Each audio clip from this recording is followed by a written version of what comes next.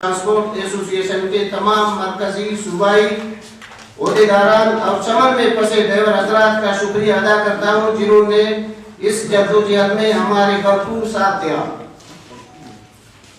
معزز صحافی حضرات، پرلت دبنے کی وجہ سے پھنسی گاڑیوں کو چھوڑ دیا گیا، لیکن اس وقت گاڑیوں کی حالات اس قدر مناسب نہیں کہ انہیں پبلک ٹرانسپورٹ کے لیے چلایا جا سکے، کیونکہ سینکڑوں گاڑیاں مالکان کی جانب سے کھڑی کر دی گئی ہے۔ معزز صحافی حضرات، 4 ماہ کے دوران نہ صرف ٹرانسپورٹرز بلکہ ڈرائیور حضرات کو بھی شدید مالی نقصان پہنچا۔ اس وقت ڈرائیوروں کے گھروں میں فاقے پڑ چکے ہیں، جبکہ ٹرانسپورٹ مالکان کو بھی شدید نقصان پہنچا ہے۔